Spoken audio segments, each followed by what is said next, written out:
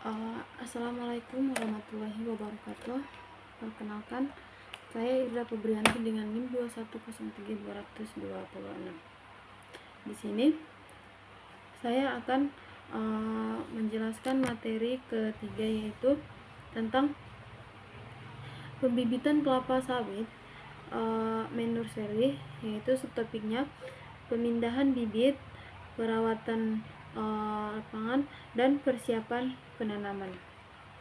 Nah, nursery atau pembibitan utama. Nursery merupakan pembibitan lanjutan setelah bibit dari pre-nursery ini atau pembibitan awal ditransplanting ke polybag besar.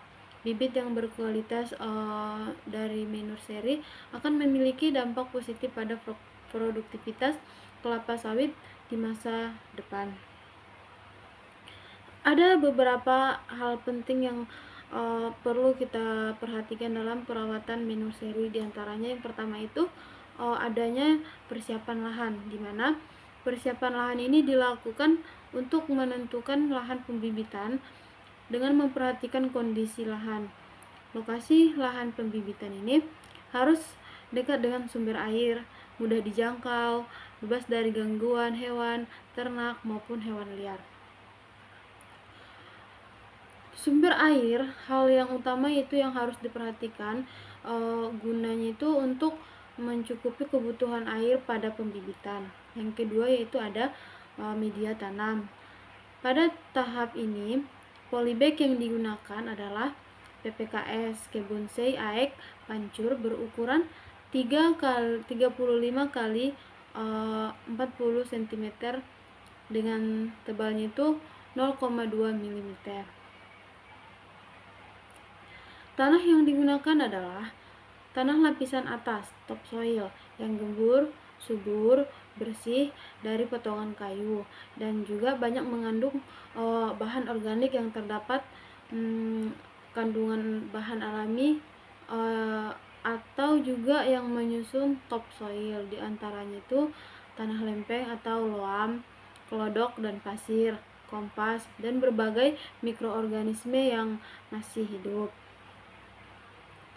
Zat-zat ini telah tercampur menjadi satu dan terbentuk secara alami yang dapat memperbaiki struktur tanah dan juga memperbaiki pengudaraan dalam tanah dan diambil dari lahan yang bebas serangan penyakit Ganoderma. Tanah sebelum diisi ke polybag diayak terlebih dahulu dan dicampur dengan pupuk dolomit dengan dosis 40 kg per polybag. Selanjutnya yaitu ada pengisian pengaturan polybag. Tanah yang telah dicampur dengan pupuk dolomit itu diisi penuh ke dalam polybag hingga menyisakan 3-5 cm dari permukaan atas polybag. Kemudian tanamlah bibit ini dari pre-nursery ke media tanam main nursery dengan cara melakukan penyiraman ke polybag agar mudah untuk dilubangi seukuran baby bag. Selanjutnya itu bibit dipegang miring di saat keliling dan bungkusnya itu dilepas. Lalu dimasukkan ke dalam lubang polybag sambil menahan bibitnya. Bibit yang telah ditanam ditimbun dan dipadatkan. Kemudian juga diberi mulsa berupa tandan kosong atau tangkos yang telah digiling.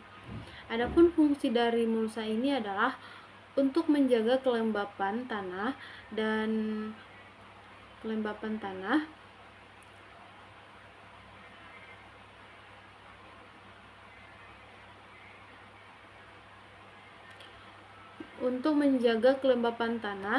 menekan pertumbuhan gulma. Kondisi bibit dilakukan konsolidasi bibit dilakukan 1 bulan sekali, seperti mengganti polybag yang robek, menambah tanah, menambah mulsa, dan menegakkan tanaman yang miring.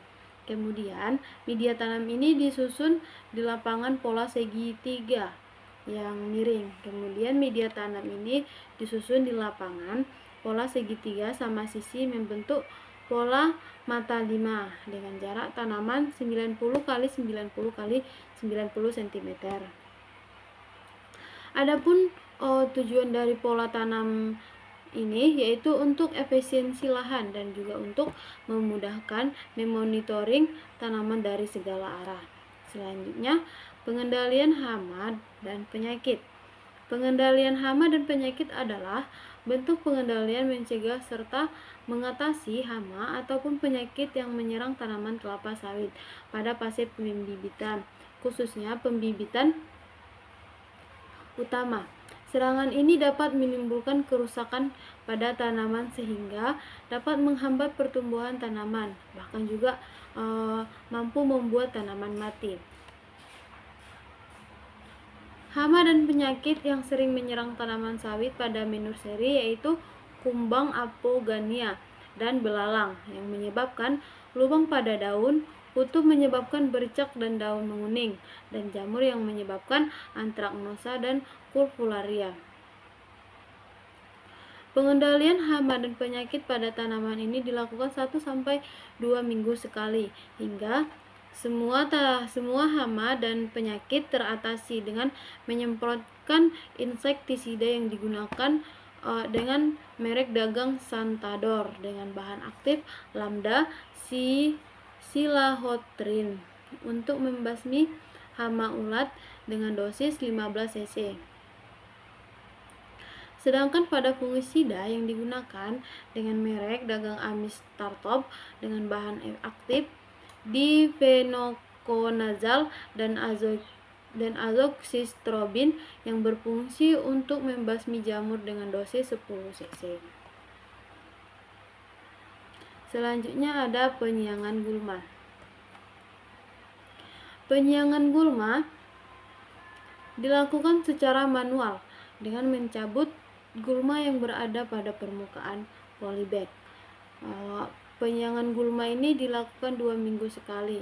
Untuk gulma yang berada di sekitar jalan atau di luar polybag dilakukan pengendalian dengan menggunakan Roundup yang berbahan aktif isopropilamina glifosat ditambah dengan ali dengan masing-masing dosis 30 cc dan 15 gram yang dicampur dalam 15 liter air. Alat semprot dirancang nozzle-nya agar aplikasi penyemprotan tidak sampai mengenai bibit. Penyemprotan harus dilakukan dengan posisi lebih rendah dari permukaan polybag. Waktu penyemprotan tidak dibenarkan dilakukan pada siang hari. Alasannya itu dikarenakan penguapan herbisida berdampak negatif pada bibit. Selanjutnya di sini ada pemupukan. Tanaman kelapa sawit memerlukan nutrisi agar dapat memberikan hasil produksi yang maksimal. Nutrisi yang diserap oleh tanaman berasal dari unsur hara tanah atau pupuk yang menjadi makanan utama bagi tanaman kelapa sawit. Pemupukannya sama dengan tanaman lainnya, setidaknya membutuhkan 4 unsur hara seperti N, P, K, C, Mg. Pupuk ditaburkan merata dalam lingkungan sekeliling bibit sekitar 5 cm dari pangkal bibit. Pemberian itu disesuaikan dengan kebutuhan nutrisi pada setiap fase pertumbuhan. Jenis dan manfaat pupuk yang digunakan seperti unsur yaitu sebagai berikut. Yang pertama ada nitrogen, di mana nitrogen ini sangat berguna dalam melakukan percepatan terhadap pertumbuhan dari tunas tanaman, sehingga banyak diperlukan dalam tahapan pembibitan. Pertumbuhan daun yang terjadi dalam fase vegetatif juga membutuhkan asupan unsur hara yang satu ini. Pertumbuhan dari kelapa sawit ini bisa terhambat jika kekurangan unsur penting ini. Ada berbagai ciri-ciri tanaman sawit yang kekurangan unsur nitrogen, yaitu daun jadi berwarna hijau pucat dan kekuningan atau juga bahkan bisa sampai menggulung hingga mati.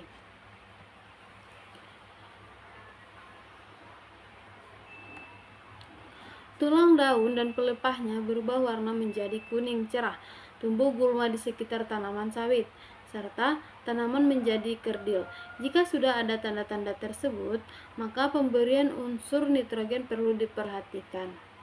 Contoh jenis pupuk yang mengandung unsur nitrogen yaitu pupuk urea, JA, serta NPK.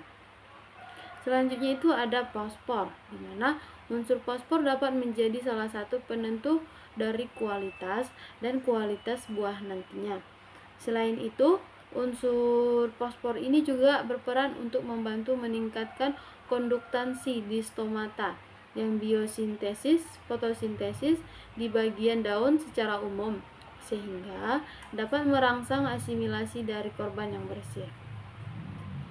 Tanda-tanda dari kekurangan unsur fosfor yaitu munculnya bintik kuning di bagian daun. Biasanya itu terus menyebar hingga jadi menyatu, bahkan bisa membuat seluruh bagiannya menjadi berwarna orange. Tanda selanjutnya yaitu munculnya garis berwarna putih yang terbentang lurus pada kedua sisi tulang di bagian tengah daun. Untuk mencegah terjadinya dampak yang lebih parah bagi tanaman, maka pemberian unsur kalium penting untuk menjadi perhatian. Pada tahap pertumbuhan vegetatif, kalium umumnya diberikan pada tanaman dalam bentuk KCl. Selanjutnya itu ada kalium, di mana kalium ini sendiri merupakan unsur hara yang sangat penting untuk tanaman. Fungsi utamanya adalah untuk meningkatkan resistensi tanaman terhadap kekeringan, racun, dan hama serta meningkatkan kualitas buah. Unsur kalium juga mengatur fungsi stomata pada daun dan beberapa penting dalam penyerapan fotosintesis, aktivasi enzim, dan sintesis minyak. Kekurangan unsur ini menyebabkan daun seperti terbakar dan akhirnya gugur. Selanjutnya itu ada magnesium. Unsur yang juga dibutuhkan oleh tanaman sawit dalam jumlah yang banyak yaitu magnesium. Unsur hara yang satu ini sangat penting sebab dapat mendukung terbentuknya minyak dalam biji sawit. Sehingga hal ini layak untuk menjadi perhatian khusus bagi produsen sawit. Selain itu, unsur magnesium juga diperlukan dalam mendukung ini. Maka, tanaman dapat memiliki ujung daun yang berwarna kekuningan ketika terkena paparan sinar matahari. Semakin lama, daun-daun tersebut bisa berubah menjadi warna coklat, bahkan bisa sampai kering. Pupuk sawit yang mengandung unsur magnesium antara lain yaitu kieserit dan dolomit. Pemupukan di nursery ini dilakukan pada umur 12 minggu dengan menggunakan pupuk urea dan NPK-Mg. Cara aplikasi pemupukan pada tahapan ini yaitu dengan cara sebar di permukaan polybag. Dosis dan waktu pemupukan dapat dilihat di tabel ini. Selanjutnya ada penyiraman, di mana bibit nursery setiap hari harus disiram sesuai dengan kebutuhan air dalam satu polybag, yaitu 2 liter per hari.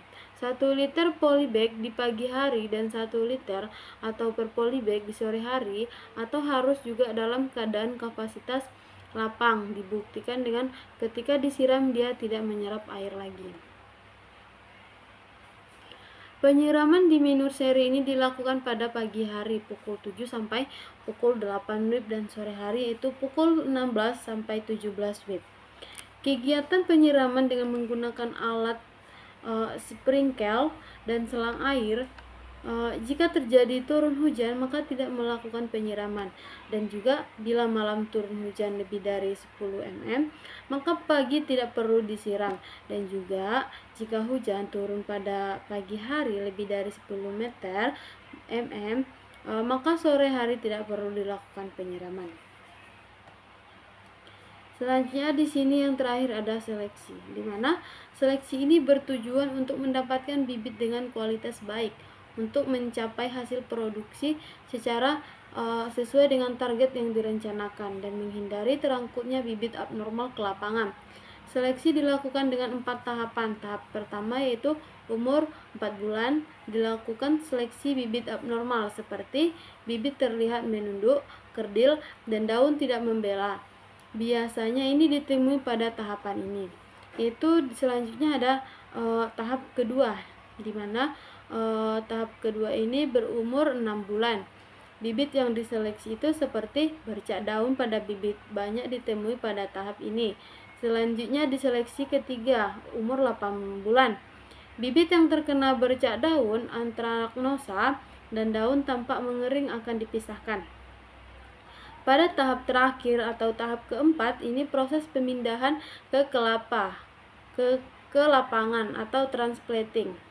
Hasil seleksi bibit yang terkena penyakit ini akan dipindahkan ke karantina untuk dilakukan perawatan secara intensif. Jika bibit tidak sembuh, maka bibit akan dipotong dan dibakar.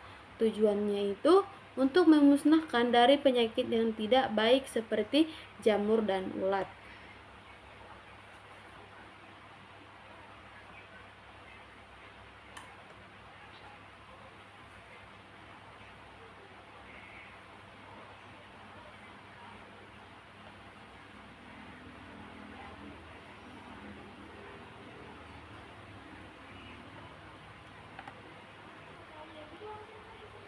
Nah, di sini ada persiapan minor seri kelapa sawit. Sebelum masuk ke persiapan pembibitan, harus mempersiapkan lahan dengan sumber daya air yang permanen serta topografinya datar.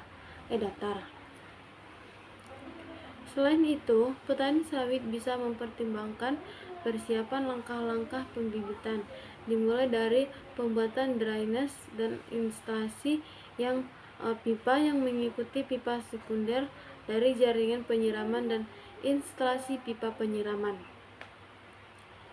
Selanjutnya, mempersiapkan media tanam. Untuk langkah ini, manajer area PT Metode Tetap Jaya Alan Wahyudi merekomendasikan memakai tanah yang berada pada lapisan atau atas topsoil yang kondisinya itu gembur, subur, bersih, dan dari potongan kayu atau sampah, dan banyak mengandung bahan organik. Diambil dari lahan yang bebas dari serangan jamur atau penyakit Ganoderma. Tanah sebelum diisi ke polybag sebaiknya diayak dan dicampur dengan pupuk meroke secara merata dengan dosis 500 gram per 100 gram ke kilogram tanah. Jika ada tanah yang kurang gembur, dapat dicampur dengan pasir perbandingan 3,1 tanah sebelum diisikan ke polybag dan didiamkan sebelum 1 bulan. Untuk jarak antar polybag bisa dengan jarak 90 cm kali 90 cm kali 90 cm segitiga sama sisi. Sudah termasuk jaringan irigasi dan jalan kontrol. 13.500 bibit per hektar. Pada setiap hektar ini, bibit tahap minor seri ini cukup untuk mensuplai 75 hektar lahan pertanian. Selanjutnya ada pengisian dan penempatan polybag. Untuk pengisian polybag di minor seri harus dimulai selambat-lambatnya waktu kecambah sudah mulai masuk ke kebun. Hal ini untuk memberikan waktu agar tanaman dalam kantong cukup padat. Selanjutnya, pada tahap kantong isinya 20 kg tanah sampai setinggi 1 cm dari bibir polybag. Setelah padat kira-kira menjadi 3 cm. Kemudian cara mengisinya sambil diguncang dengan dipadatkan. Tanah untuk mengisi polybag bukanlah tanah basah atau bergumpal. Ujung polybag itu tidak dapat kondisi terlihat ke dalam. Kemudian tanah ini diratakan, Terakhir, periksa seluruh polybag apakah dapat terjangkau oleh pekerja dari jalan pemisah. Selanjutnya, pemindahan dan penanaman bibit ke nursery. Setiap hari sebelum dipindahkan ke tanah pada polybag, nursery harus disiram sampai jenuh. Tanah dalam perakaran harus lembab dan tidak terganggu selama pemindahan. Bibit yang dipindahkan itu harus yang sehat dan normal, sudah berdaun 3-4 helai. Lalu, periksa jumlah dan jenis persilangan. Yang terdapat persilangan pada label dan kategori. Dalam penanaman bibit ke nursery, dibuat terlebih dahulu lubang tanaman dengan menggunakan pipa lubang tanam. Dasar plastik polybag dipotong dan dikoyakkan. Kemudian dimasukkan ke dalam lubang yang telah ada di polybag dan plastiknya ditarik keluar. Tanah di sekitaran bola tanah bibit harus dipadatkan dengan jari dan juga agar permukaan bola tanah bibit ini harus sama tingginya atau merata dengan permukaan tanah dalam polybag. Setelah selesai melakukannya, penanaman bibit disiram. Selanjutnya di sini ada pemeliharaan nursery kelapa sawit. Bibit sawit yang sudah ditanam pastinya harus dirawat dengan baik. Penyiraman bibit sawit dilakukan 2 kali sehari sebanyak 2 liter per hari per polybag, sehingga bibit memperoleh kelembapan yang cukup agar pertumbuhan itu tidak terhambat. Pengendalian gulma ini bisa dilakukan dengan penyiangan secara manual dalam polybag maupun di gang pembibitan, maksimal 2 minggu sekali. Menambahkan tanah jika ada tanaman yang polybag yang berkurang, juga menegakkan bibit yang digoyang. Pemupukannya sama dengan tanaman lainnya, setidaknya membutuhkan 12 unsur hara seperti NPK, Ca, MgSp, MnJn, Cu, dan B. Pemberiannya disesuaikan dengan kebutuhan nutrisi pada setiap fase pertumbuhannya. Ada sejumlah produk yang direkomendasikan agar hasil pertumbuhan dan perkembangan tanaman sawit menjadi optimal, diantaranya NPK Mutiara 1616 dan Karata Paulus Brownie.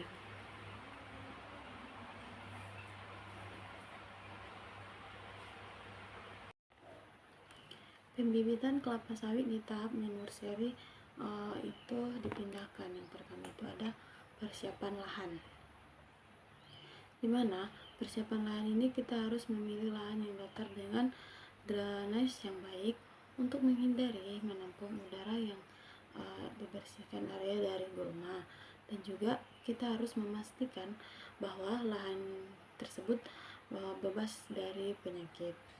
Selanjutnya, pemindahan bibit dari pre-nursery. Bibit yang sudah berumur 3-4 bulan di pre-nursery ini dipindahkan ke polybag yang lebih besar. Biasanya itu ukurannya itu 40 cm dikali 50 cm. Kita harus memastikan polybag terisi media tanam yang akan kaya dengan nutrisi. Biasanya itu campuran tanah pasir. Selanjutnya, penanaman bibit di polybag. Buat lubang di tengah media tanam dalam polybag dan tanaman bibit dengan hati-hati. Pastikan akarnya tidak rusak. Posisi bibit harus tegak dan tidak terlalu dalam atau dangkal dalam media tanam. Selanjutnya, penyerapan dan pemupukan. Lakukan penyiraman secara rutin, terutama pada musim kemarau untuk menjaga kelembapan. Pemupukan ini dilakukan secara teratur menggunakan pupuk NPK dan pupuk lain yang sesuai dengan kebutuhannya. Pengendalian hama dan penyakit. Lakukan pemantauan secara rutin terhadap hama dan penyakit yang menyerang bibit seperti penyakit jamur dan penyakit. Jika ditemukan tanda-tanda serangan, segera kita melakukan pengendalian dengan menggunakan pestisida dan fungisida. Pengaturan dan pengaturan cahaya. Bibit perlu diposisikan dengan jarak yang cukup agar mendapatkan sinar matahari yang merata dan sirkulasi udara yang peneduhan itu diperlukan pada awal proses penanaman agar bibit tidak terbakar oleh sinar matahari. Selanjutnya, masa pemeliharaan. Masa pemeliharaan di minor seri berlangsung hingga bibit berumur 12-18 bulan atau hingga bibit mencapai tinggi sekitar 1 meter dengan kondisi daun yang sehat. Bibit yang siap dipindahkan ke lapangan itu biasanya memiliki tahap utama pembibitan penting karena di pemeliharaan ini kita harus memelihara bibitnya itu dengan baik supaya nanti meningkatkan produksi panen.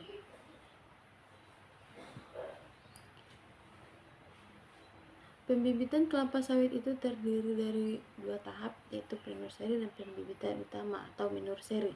Setelah pembibitan, kita harus melakukan persiapan lahan pembibitan utama. Pemindahan bibit dari pre-nursery ke minor-seri. Bibit yang berumur sekitar 3-4 bulan itu dipindahkan dari polybag kecil, dari pre-nursery ke polybag yang lebih besar. Pemindahan bibit ini harus dilakukan dengan hati-hati agar tidak rusak. Lubang di media tanam itu harus cukup besar untuk menampung akar. Pemeliharaan bibit dan di pembibitan utama. Yang pertama itu ada penyiraman. Penyiraman dilakukan setiap hari pada musim kemarau atau sesuai kebutuhan untuk menjaga kelembapan tanah. Jangan sampai terjadi pemupukan udara karena dapat menyebabkan busuk akar. Pemupukan diberikan secara teratur, biasanya itu 2-3 kali dalam sebulan. Pupuk yang digunakan adalah pupuk NPK dengan dosis yang diaplikasikan pupuk mikro seperti boron, zink, dan magnesium juga dapat diberikan untuk memastikan bibit mendapatkan nutrisi. Penjarangan dan penataan bibit.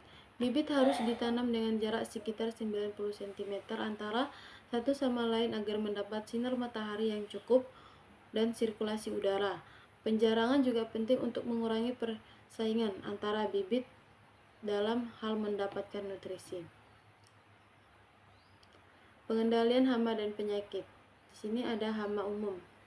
Nah, contoh hama umum itu seperti ulat, kutu, daun, dan kumbang. Biasanya itu menyerang bibit. Pemantauan rutin dan penggunaan insektisida yang sesuai sangat.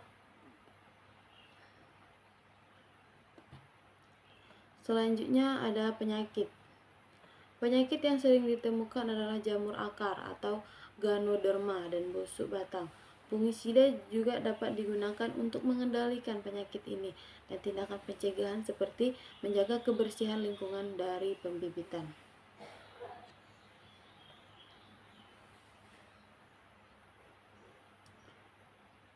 Ciri bibit yang siap dipindahkan ke lahan, umurnya itu antara 12-18 bulan. Bibitnya itu memiliki 6-8 helai daun. Akar dan batang itu bibit sehat tanpa tanda-tanda penyakit atau serangan hama. Bibit itu memiliki sistem perakaran yang kuat dan kompak. Pengelolaan kualitas bibit. Untuk memastikan kualitas bibit yang baik, faktor-faktor seperti kondisi lahan, kualitas media tanam, pola pemupukan, dan pengendalian hama dan penyakit harus diperhatikan. Bibit yang sehat itu akan memiliki daya tahan yang baik saat dipindahkan ke lapangan, serta potensi hasil produksi.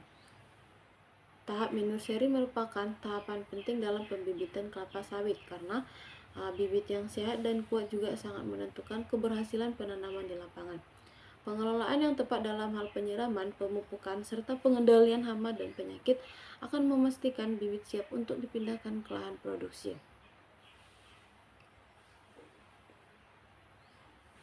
Dan menghasilkan kelapa sawit dengan produktivitas tinggi. Pembibitan ini memerlukan perhatian terus-menerus selama kurang lebih 1 tahun dan dengan manajemen yang baik akan memberikan bibit unggul yang mampu beradaptasi dengan baik di lingkungan penanaman. Di sini ada pembibitan kelapa sawit di tahap minor seri.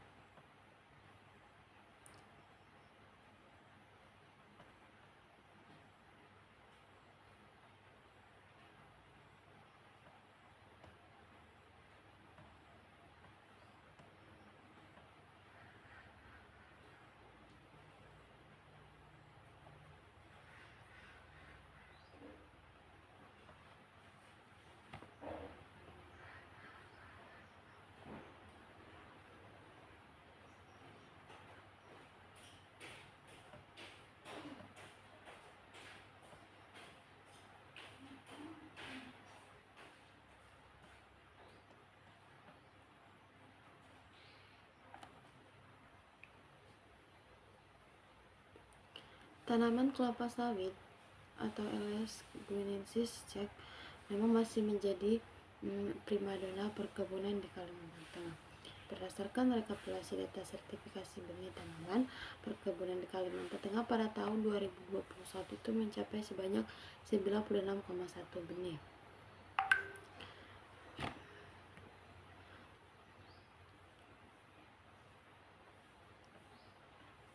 Nah, di sini ada akibat pembibitan kelapa sawit yang tidak sesuai dengan standar. Kesalahan teknis dalam pembibitan merupakan salah satu faktor yang menyebabkan abnormalitas pada tanaman kelapa sawit bibit. Selain faktor genetik, kategori bibit kelapa sawit yang abnormal di pembibitan kelapa sawit antara lain kimera, yaitu kelainan pembentukan klorofil pada daun, titik tumbuh tidak berkembang normal, kecil atau malformasi, pelepah serta anak daun tegak dan kurang membuka, bibit erak, anak daun rapat, narrow internode, anak daun jarang, daun seperti rumput, daun menggulung, penyakit tajuk tidak normal, kerdil, dan bibit berputar dengan pertumbuhan memutar yang tidak baik. Bibit kelapa sawit yang abnormal ini disebabkan oleh faktor genetik tidak dapat disembuhkan sehingga harus diapikan atau dimusnahkan. Sedangkan bibit kelapa sawit yang abnormal yang disebabkan oleh kesalahan teknis dalam pembibitan masih dapat diperbaiki melalui tindakan budidaya dengan mendapatkan perawatan intensif. Bibit kelapa sawit abnormal ini disebabkan kesalahan teknis dalam pembibitan antara lain tanaman mengalami etiolasi atau pertumbuhan meninggi, tanaman mudah rebah, penyakit bercak dan busuk daun terbakar karena bahan kimia, serta mengalami gejala kekurangan unsur hara. Pembibitan kelapa sawit yang belum memenuhi standar. Pembibitan kelapa sawit yang belum memenuhi standar ini kerap kali dijumpai.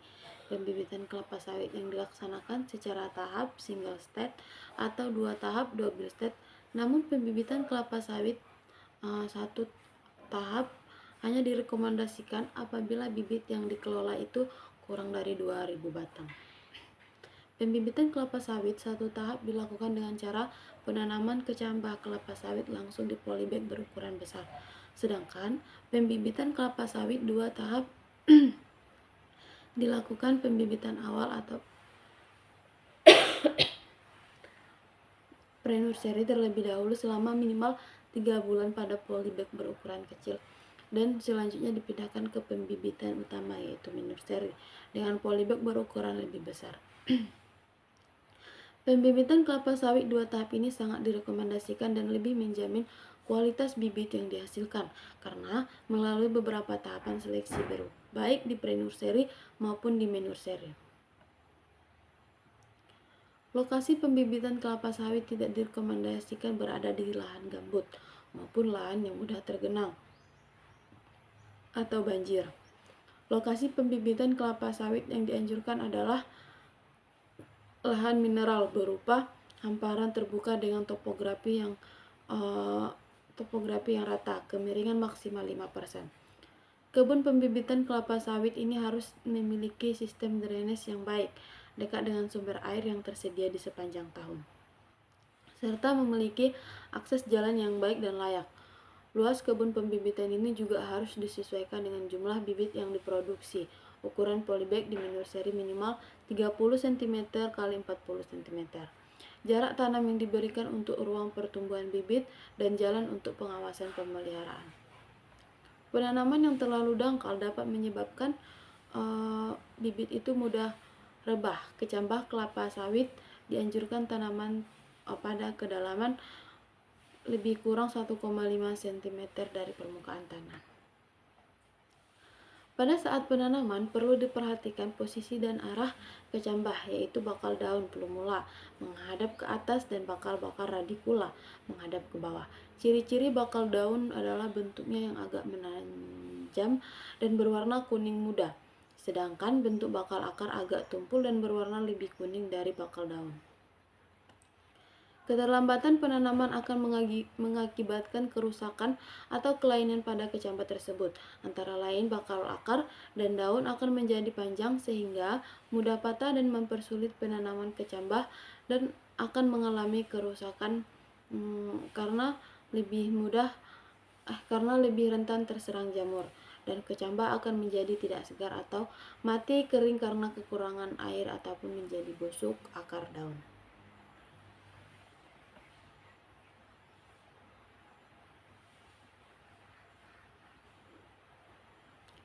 Jarak tanam yang terlalu rapat itu dapat menyebabkan tanaman mengalami etiolasi dan memudahkan penyebaran patogen penyebab penyakit daun kelapa sawit.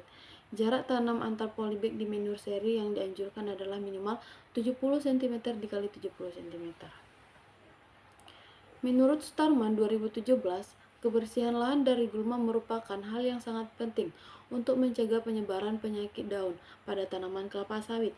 Hal ini disebabkan karena gulma dapat bertindak sebagai inang alternatif bagi kurvularia atau penyebab penyakit bercak daun, dan antraknosa atau penyebab penyakit busuk daun. Kedua patogen penyebab penyakit daun pada tanaman kelapa sawit tersebut bersifat airborne patogen, sehingga harus diwaspadai ketika terjadi hujan dan hembusan angin yang kuat karena akan memindahkan spora dari sumbernya ke pertanaman kelapa sawit. Herbisida dapat digunakan untuk mengendalikan gulma di sekitar polybag di nursery kelapa sawit. Namun, pengaplikasian herbisida harus sangat hati-hati karena daun yang terkena percikan herbisida dapat mengalami kerusakan seperti terbakar. Jenis dan dosis herbisida yang digunakan juga perlu diperhatikan menyesuaikan dengan gulma yang ada di kebun pembibitan. Penyiraman langsung yang terlalu deras itu dapat menyebabkan akar benih terbongkar. Penyiraman yang kurang merata juga menyebabkan pertumbuhan tanaman yang heterogen. Bibit akan tumbuh normal apabila kebutuhan airnya terpenuhi. Volume air yang dibutuhkan untuk tanaman kelapa sawit di pre-nursery adalah 300 ml air per batang per hari, sedangkan di mid-nursery adalah 3 liter air per batang per hari. Pemupukan dilakukan berdasarkan jenis, dosis, dan jadwal yang direkomendasikan oleh masing-masing pemilik varietas sehingga tidak dijumpai gejala kekurangan unsur hara pada tanaman. Pemindahan bibit dari pre-nursery ke mid-nursery yang terlalu cepat dapat menimbulkan efek hangus atau scorching, sedangkan pemindahan bibit dari pre-nursery ke mid-nursery yang terlalu lambat akan menyebabkan etiolasi.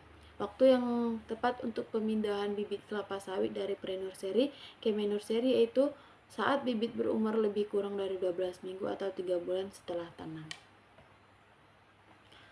Abnormalitas tanaman kelapa sawit yang disebabkan kesalahan teknis dalam pembibitan tersebut tentunya sangat merugikan. Menurut Lubis 2008, keberadaan tanaman kelapa sawit abnormal di lapangan itu sangat merugikan karena tidak dapat berproduksi, dan bila berproduksi 25-50% saja dari produksi tanaman normal. Oleh karena itu, untuk mencegah abnormalitas dan meningkatkan kualitas bibit kelapa sawit, diharapkan untuk menerapkan standar teknis pembibitan kelapa sawit sesuai keputusan Menteri.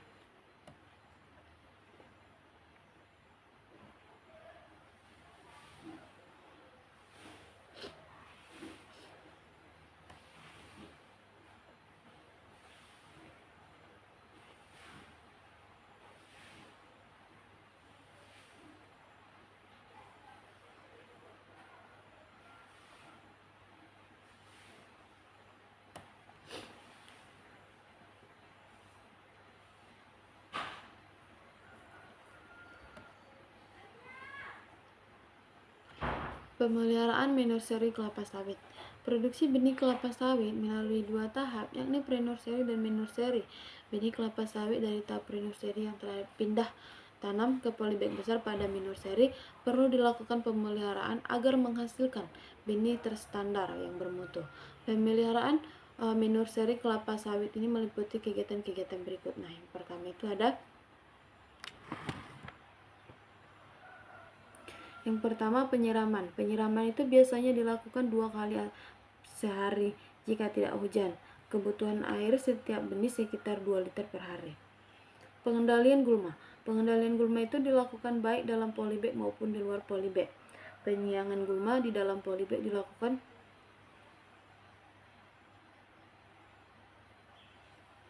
dengan cara dicabut.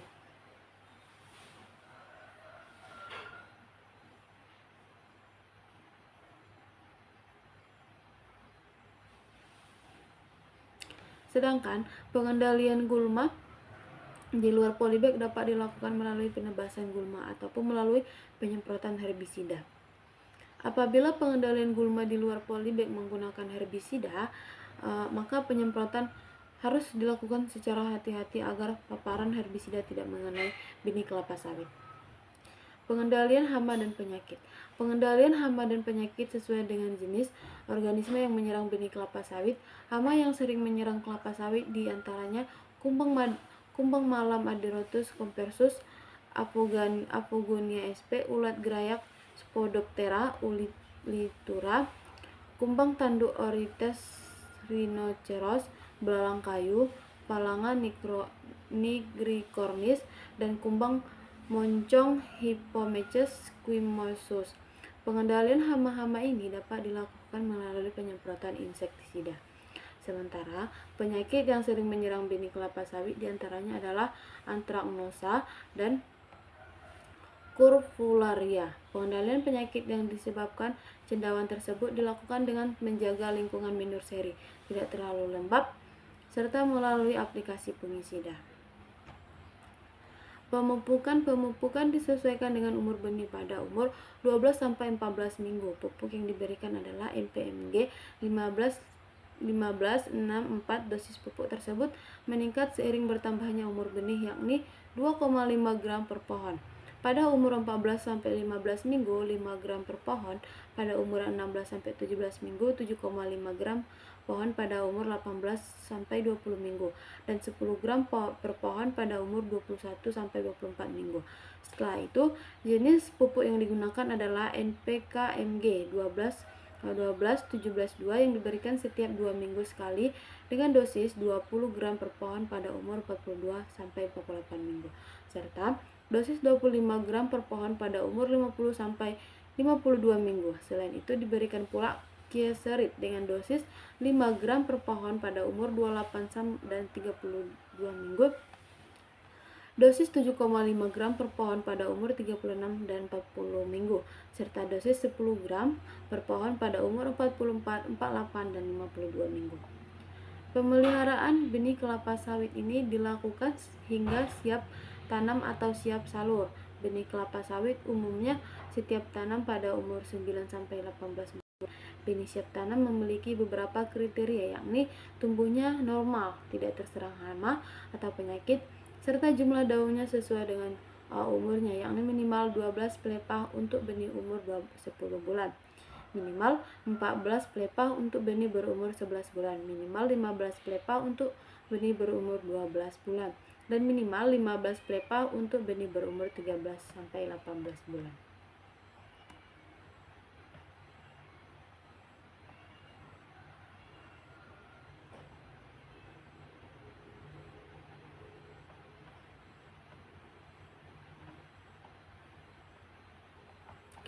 Sebelum masuk ke persiapan pembibitan, kita harus mempersiapkan lahan yang dekat dengan sumber daya yang permanen serta topografinya datar. Setelah itu, petani sawit bisa mempertimbangkan persiapan langkah-langkah pembibitan, dimulai dari pembuatan drainase dan instalasi pipa yang mengikuti pipa sekunder dari jaringan penyiraman dan instalasi pipa penyiraman. Pemindahan bibit dan penanaman bibit ke menurseri. Sehari sebelum dipindahkan ke tanah polybag menurseri harus disiram sampai jenuh. Tanah dalam perakaran harus lembab dan tidak terganggu selama pemindahan. Bibit yang dipindahkan itu harus yang sehat, normal, berdaun 3-4 helai. Lalu kita periksa jumlah dan jenis persilangan yang terdapat persilangan pada label. Dalam penanaman bibit ke menurseri dibuat terlebih dahulu lubang tanam dengan menggunakan pipa lubang tanam. Lalu dasar dipotong, dikoyakkan, kemudian dimasukkan ke dalam lubang yang telah ada polybag dan plastiknya ditarik dari luar. Selanjutnya, perawatan atau pemeliharaan. Bibit kelapa sawit yang ditanam pastinya harus dirawat dengan baik. Penyiraman bibit kelapa sawit dilakukan 2 kali sehari, sebanyak 2 liter per hari per polybag, sehingga bibit memperoleh kelembaban yang cukup agar pertumbuhannya tidak terhambat. Selanjutnya itu persiapan penanaman.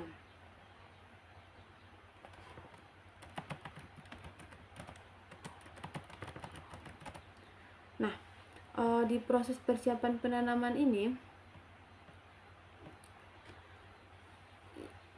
kita harus mengikuti beberapa kegiatan seperti membersihkan lahan dari sisa tanaman sebelumnya. Pembersihan dapat dilakukan secara manual dan cangkul dan parit atau dengan mekanisme menggunakan traktor. Selanjutnya kita melakukan pengolahan tanah, itu memperbaiki kondisi fisik, kimia, dan biologi tanah. Pengolahan tanah bertujuan agar tanaman dapat tumbuh sesuai habitatnya. Pemberian pupuk dasar. Pemupukan dilakukan secara teratur sesuai dengan jadwal yang telah ditentukan. Pupuk yang digunakan dapat berupa pupuk organik atau pupuk kompas.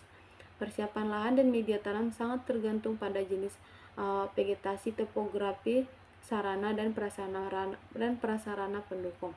Beberapa alat yang digunakan untuk bercocok tanam antara lain itu ada cangkul atau sekop, sarung tangan, selang air atau penyiraman, dan pot tanam serta pH meter.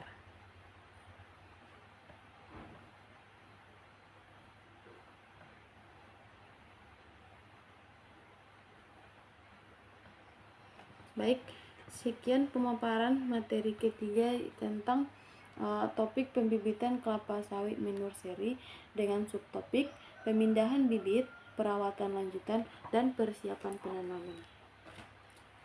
Baik, sekian pemaparannya, saya cukupkan.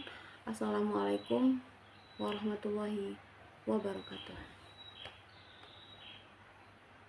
Assalamualaikum. Jangan lupa like and subscribe teman-teman. Bye.